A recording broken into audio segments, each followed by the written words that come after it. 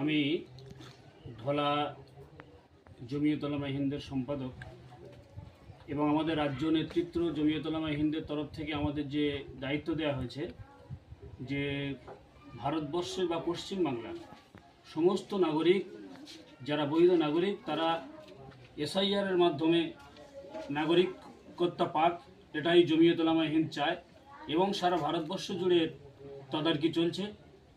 সেই অনুযায়ী পশ্চিমবাংলায় এবং বর্তমান আমাদের কুলপিতে 2002-এর এসআইআরের লিস্ট নেই, 2003-এর এসআইআর লিস্ট ধরে আমাদের কাজ হচ্ছে।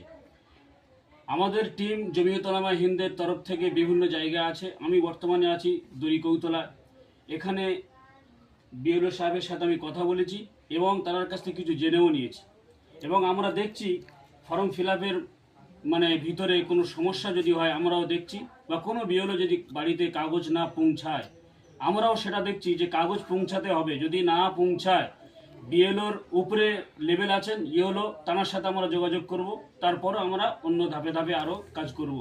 জমিয়ত উলামা হিন্দ এবং রাজ্য জমিয়ত উলামা হিন্দের তরফ থেকে এটাই বলে দিয়েছেন যে জমিয়তের যে সমস্ত কর্মীরা আছেন আপনারা দেখুন, সেই অনুযায়ী ঢলা ব্লক জমিয়ত উলামা হিন্দের তরফ থেকে আমরা বিভিন্ন গ্রামে দেখছি এবং আমাদের যারা আছেন হিন্দু মুসলমান এবং আমাদের সমস্ত নাগরিক যাতে করে ফর্ম ফিল আপ ভালো করে করতে পারে সেই অনুযায়ী জমিয়ত উলামা হিন্দ কাজ করছে এবং কাজ করে যাবে ইনশাআল্লাহ। কোনো রকমের কোনো সমস্যা নেই। যে সমস্ত ব্যক্তি ভারতীয় নাগরিক তাদের কোনো সমস্যা নেই, তারা সংস্কৃতভাবে থাকতে পারে।